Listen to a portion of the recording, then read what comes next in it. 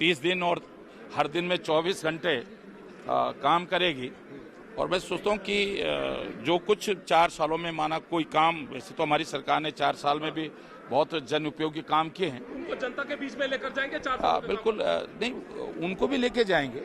जो काम पिछले सरकार में, मतलब पिछले 4 साल में हमने अच्छे काम किए हैं, उनको बढ़ाएंगे। और कुछ मुख्यमंत्री आपके साथ जुड़ रहे हैं, नए साथी भी आपके साथ जुड़ेंगे, उनके साथ फिर नए सिरे से आप लोगों को काम करना होगा। नहीं, देखिए, क्योंकि मैं तो मुझे लगता है मैं 8वीं बार मंत्री की शपथ ले रहा हूँ। अच्छा, तालमेल बना रहेगा। बिल्कुल तालमेल बना रहेगा। ठीक है भैया।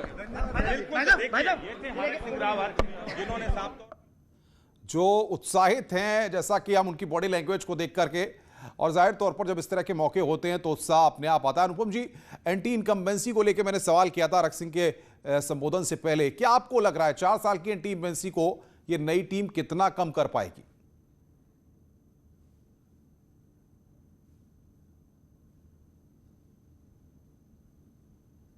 अनुपम जी, आवाज मिल रही है आपको मेरी?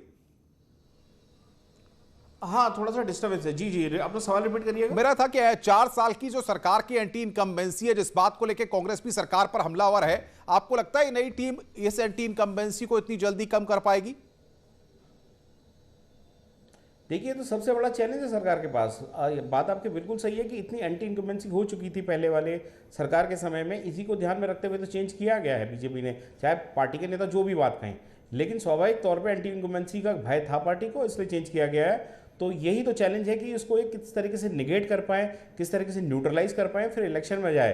अब ये काफ़ी हद तक इस कौशल पर डिपेंड करेगा कि मुख्यमंत्री किस तरीके से आगे के दिनों में काम करते हैं, टीम उनकी जो है उनके साथ कितनी सिंक में काम करती है, उनके हिसाब से कितना चलती है।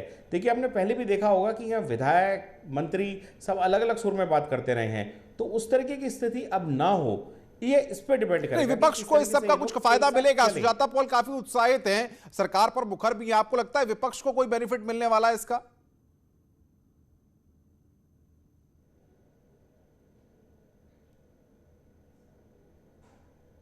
आप मुझसे पूछ रहे हैं? नहीं, अनुपम जी, आपसे सवाल है मेरा। विपक्ष को कोई बेनिफिट मिलने वाला है, आपको लगता है?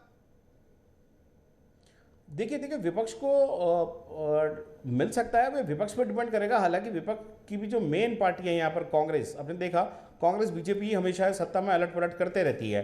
और सॉरी, जो कांग्रेस की स्थितियाँ हैं वो कोई जुदा नहीं है। कांग्रेस के सारे नेता अलग अलग डायरेक्शन में जाते हैं। सारे बड़े नेता मुख्यमंत्री बनने का सपना पाले हुए हैं, जो कि शायद पॉलिटिक्स में स्वाभाविक है। लेकिन सवाल ये है कि वो भी जब तक अपना यूनाइटेड फेस नहीं दिखाते, उनको कोई बहुत बड़ी उपलब्धि बड़ी बात आप कह रहे हैं। सुजाता पॉल हमारे साथ है, उनका रिएक्शन। सुजाता पॉल जी, चेहरा तो है नहीं आपके पास। हरीश रावत कई बार कह चुके हैं कोई चेहरा सामने घोषित किया जाना चाहिए। अब बीजेपी ने चेहरा बदला है तो दिक्कत हो रही है आपको?